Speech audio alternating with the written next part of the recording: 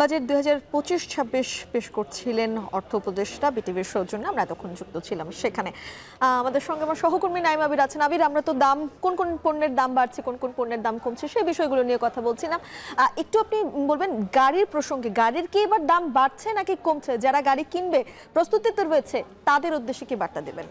তাদের জন্য একটা সুখবরের কাগজ আমার হাতে এই মুহূর্তে চলে এসেছে। অর্থ উপদেষ্টা যে বক্তব্যটি রেখেছেন, আমি যদি বলতে চাই যে গাড়ির দাম কমছে, গাড়ির দাম কমছে এবং 16 থেকে 40 আসন অর্থাৎ বাসের কথা যদি বলি তার দাম কমবে এবং একই সাথে মাইক্রোবাস এবং নোয়া হায়েস জাতীয় যে ধরনের গাড়ি রয়েছে তার দামও কমবে।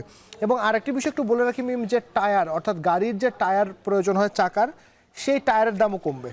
এটি আমার যতটুকু মনে পড়ছে এর আগের বছর সম্ভবত গাড়ির দাম বেড়েছিল, এবার আসলে কমেছে। বিষয়টি কি এরকম? হ্যাঁ, বিষয়টি সেরকম। এবং যদি কেমন কমলো সেটা যদি আপনাকে একটু বলতে চাই তাহলে প্রায় দ্বিগুণ কমবে, মানে অর্ধেকে নেমে আসবে। যদি বলি যে বাসের কথা বলি, সেখানে 10% ট্যাক্স রয়েছে, সেটি নেমে 5-এ চলে আসবে এবং 20% মাইক্রোবাসে রয়েছে, সেটি নেমে 10-এ চলে আসবে। সুতরাং যারা গাড়ির প্ল্যান করছেন এই বছরের মধ্যে গাড়িটা কিনে ফেললেই তারা কিন্তু একটা বড় রকম ব্যয়ের হাত থেকে বেঁচে যাবে। একদমই ঠিক।